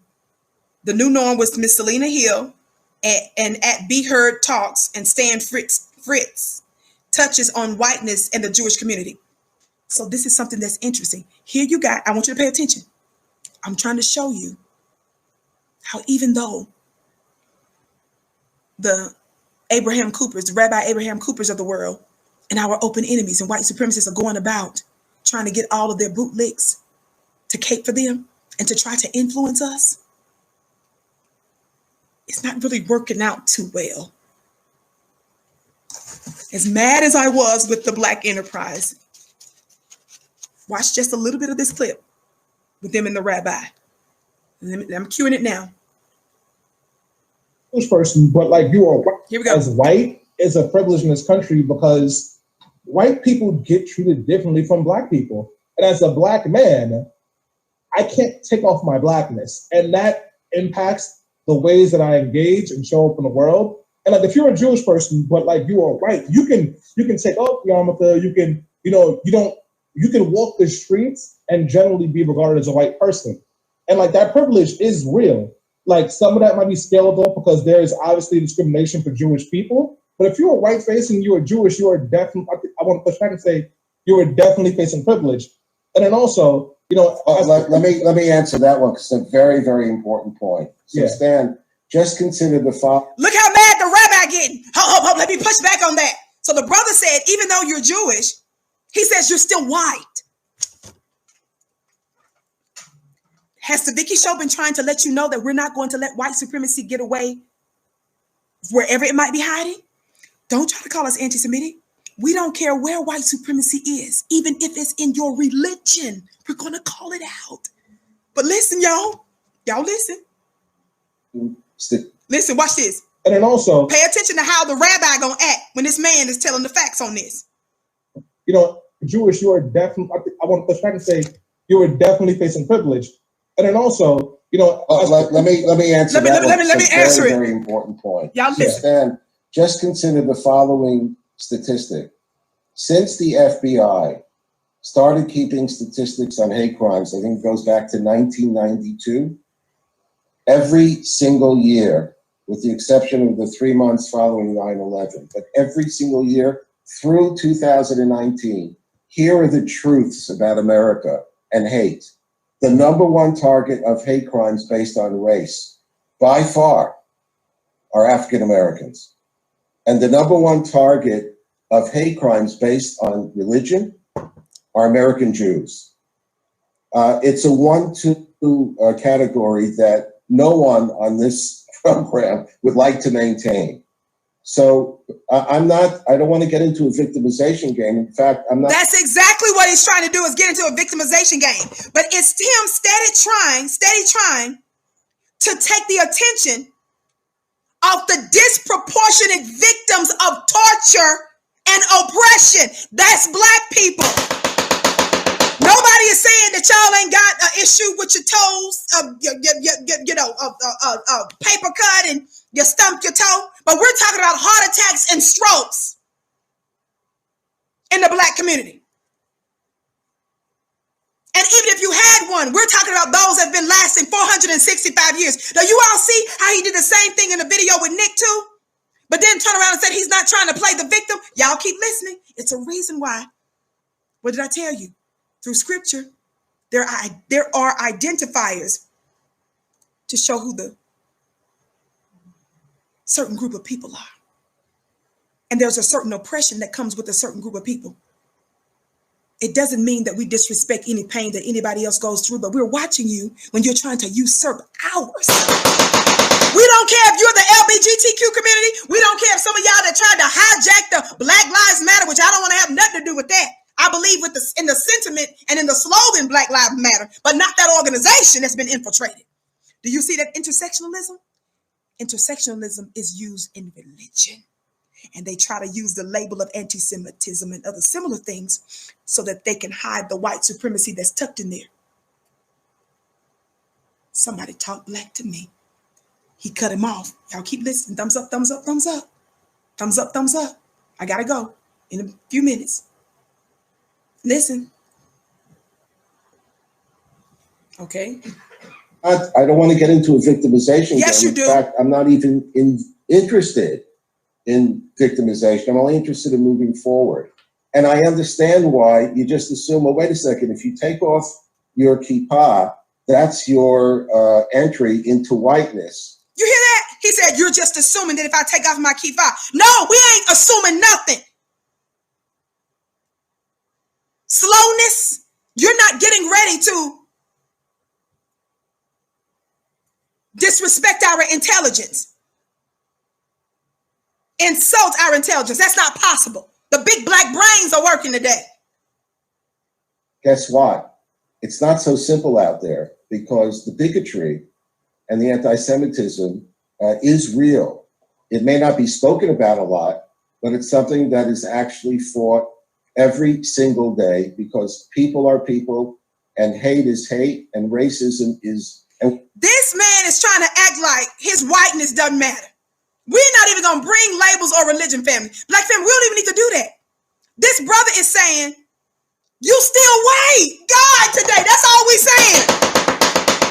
To those of you that's trying to throw all these labels against black people, we're telling you, you're still white. The whiteness is about the whiteness is the whiteness is the whiteness. See, they create these other labels to take the place of the skin color. So that's why they don't never want you to get into color stuff. They want us to use other labels so that there can be a such thing as a comparative bigotry, which doesn't exist. I said comparative bigotry does not exist when it comes down to the 465-year Black Holocaust. You're still white. The brother saying, I know you keep trying to throw out Jewish. He said, white though, white. But if I take out, but white. But if I said, but white.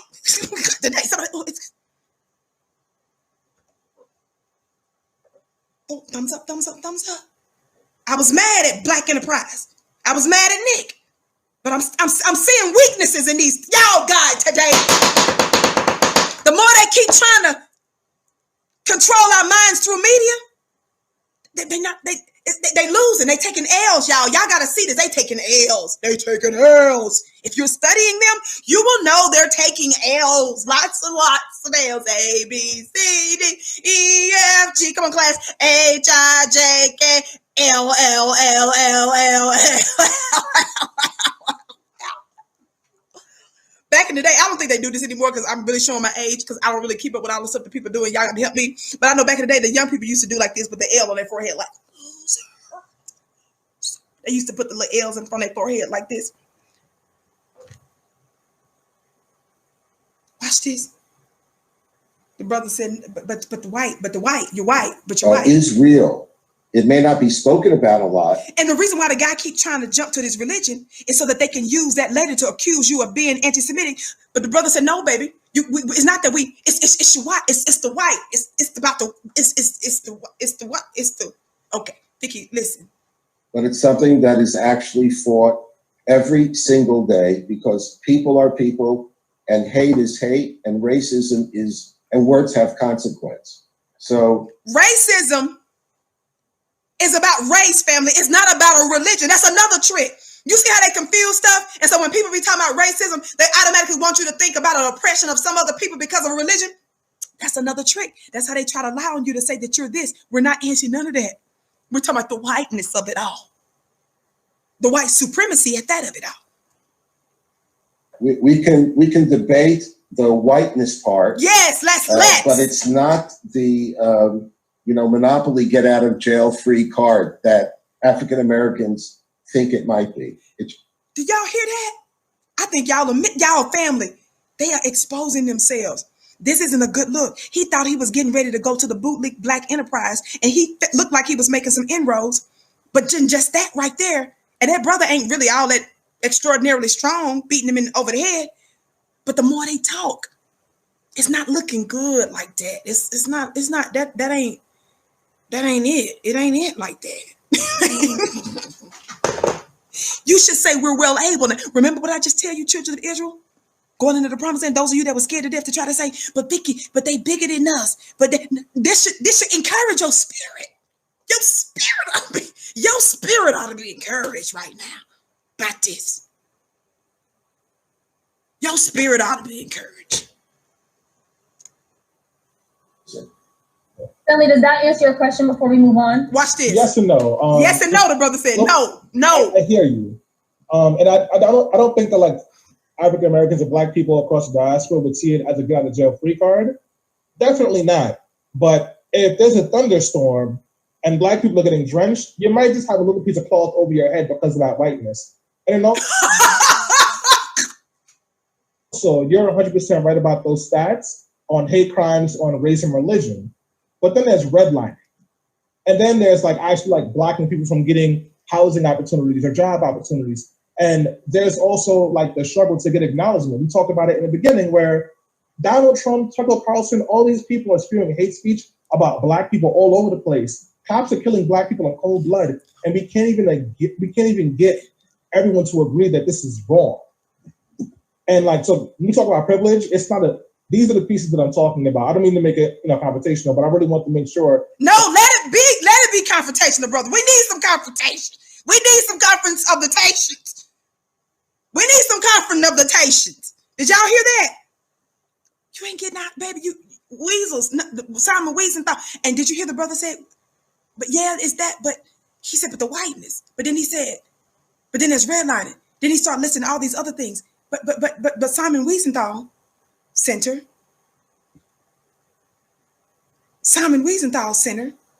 Black family, Simon Wiesenthal Center.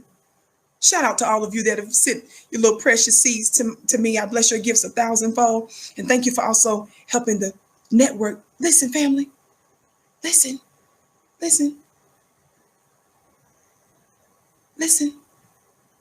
Do you remember yesterday? The brother is on to something. Maybe he saw the Vicki show. I don't know. Maybe he was just speaking out of his spirit. I don't know. Remember this fella? Don't forget his name, Roland Arnold, last name Arnall. What did we learn about Roland Arnold? This guy here. What did we learn about him? Don't forget to follow me on Instagram at Vicki X Dillard Family. Make sure everybody is hitting that notification bell. If you're watching us on FlyNewBeingQueenTV.com, thumbs up. If you're watching us on one of our other platforms and on another time frame and time zone, make sure that you follow, like, and share. Listen, what did we learn about Mr. What's his funny looking name, Seth? Roland Arnold. What did we learn about him? We learned that during the subprime mortgage scam, it involved a cross-section of what? White financial firms selling high-rated but bad risk bonds to investors with promises of huge gains, right? That included Ameriquest, right? It says that the predictable collapse of the housing market in 2008 and the torrent of foreclosures in Black neighborhoods served to transfer billions of dollars from Black pockets to white. See, some of y'all didn't even know how sneaky that transfer took place just a few years ago. It says no high-level Wall Street bankers did time for a clear conspiracy that went as high as the White House. Remember, Trump ain't the only rat. Bush is still a dirty rat. Talk black to me. Listen. The collapse produced both the largest setback in Black wealth since the transatlantic slave trade and an explosion of white multimillionaires. Blacks and Latinos were more than 70% more likely to lose their homes, right? Black folks, we lost what? 250,000 homes to foreclosure. Let me skip down. I can't read all of this, but watch this. The nation's largest subprime mortgage lender was Roland Arnold, who became a billionaire with the Ameriquest mortgage company by funding almost $75 billion in subprime loans. Like the infamous swindler, Bernie Madoff. I talked about this yesterday, but I'm giving you all a reminder. He was known as a major supporter of Jewish causes. This fella whose picture I just showed you, co-founder of the Simon Wiesenthal Center in 1977. And for many years, he was chairman of its board. He was the largest contributor to President George W. Bush and was appointed by him to be the United States ambassador to the Netherlands. It says that the breadth and the scope of Arnold's crimes in the mortgage scam would bring Meyer Lansky, Arnold Rothstein, and Bugsy Siegel to their knees. Black families lost 250,000 homes, but Arnold was able to buy the second most expensive home in America in Aspen, Colorado, for which he, for which he paid $46 million. By 2004, Arnold was the number 73 on the Forbes 400 list with a net worth of $4 billion. Amazingly, neither Arnold, who died in 2008, nor his cohorts ever spent a single day in prison for the Black misery they caused and the theft they engaged in. Arnold sold most of Ameriquest for an undisclosed amount just before his criminal acts collapsed the world economy. leaving his victims homeless. I knew about that. And his heirs, billions and ill-gotten gains. And Roland E. Arnold, there is no better example of how white folks got so rich. That link is in the chat where you can get that book, How White Folks Got So Rich. Simon Wiesenthal Center. We don't even have to go far back to accuse him of anything.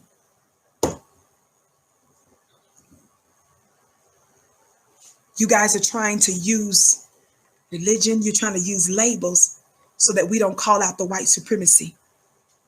And that's the reason why you are slanderously lying and mislabeling Black people.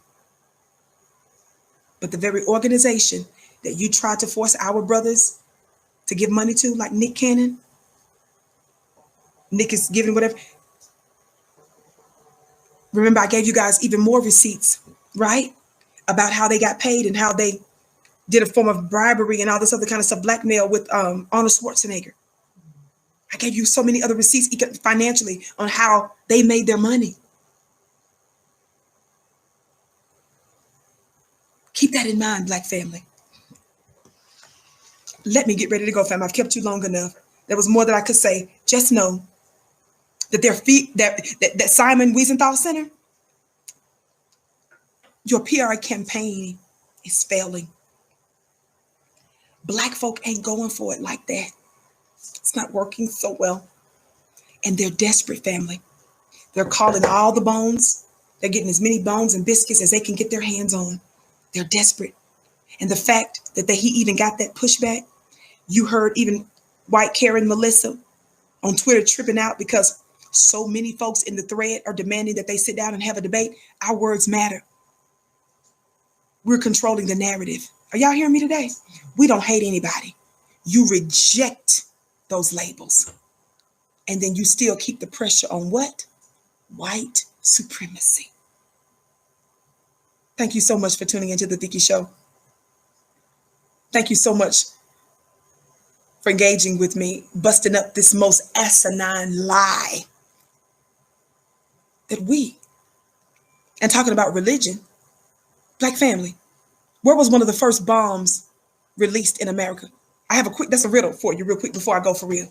You notice how that rabbi said, number one, we need to research that reference. Notice he didn't make a reference to him saying that Black folks are the number one target in terms of, terrorism and stuff for racism, but then for religion, them in America. Child, I got to see the numbers. I don't know about that. Even if that was true, what are the percentages? And because y'all lie so much, who put that report together? So we got to look at that. But besides that, let me ask you a question. Where was one of the first bombs? Somebody said Tulsa. Yes, one of the first bombs in Tulsa. Right, but watch this. In recent, let me qualify that. In the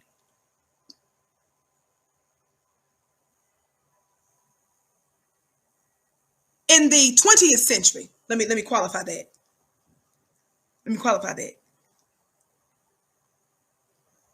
One of the first bombs. In the 20th century, where was one of the most notorious bombs unleashed?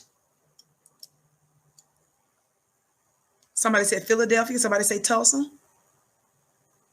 All that's true too, but you're missing one other important place. Those 4 Black girls. I need somebody Black to talk Black to me right now. I said those 4 Black girls. I said those 4 Black little girls. Marvin, you are powerful, effing you. Thank you. Those 4 Black little girls. It was a Black religion, baby, where America made her mark to unleash a bomb. Mother Emanuel's church.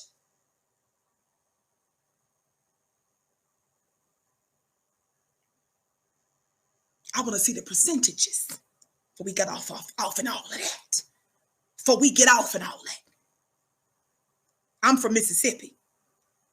And I know when I was at a church My grandfather, my whole family were very religious and stuff. My grandfather was a musician, played the piano, and he didn't play for just our church in New Prospect. He played for other churches. And one of the churches that he played for, I think it was once a month. What was that one out in the country called? Galilee Baptist Church. Somebody talk black to me in Mississippi. Galilee Baptist Church in Mississippi, Meridian. Galilee. Y'all play too much. Y'all don't know about nothing about no Galilee. Galilee was tucked off in the country. And I'm 41 years of age. And as a little girl during services, I was fearful to go because the skinheads during our services in my day, in my time, would throw stuff in the church and through the windows, bust out the windows. Me, that's my memory as a black woman in Mississippi. Don't y'all ever forget that. Don't y'all ever forget that.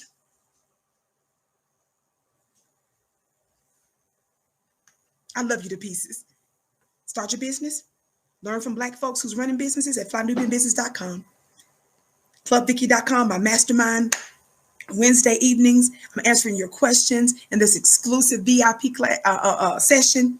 Clubvicky.com. Follow me on Instagram at Vicki X Dillard. This has been a blast. We've been getting them some work, y'all. This past week and a week before. God is good. I thank you so much. I love you to pieces. It is my bliss. It is my honor. I came to you in peace. I leave you in peace. Assalamu alaikum. Shalom. Ma'at hotel. Namaste. Free the land, beloved. And I love you. Mwah.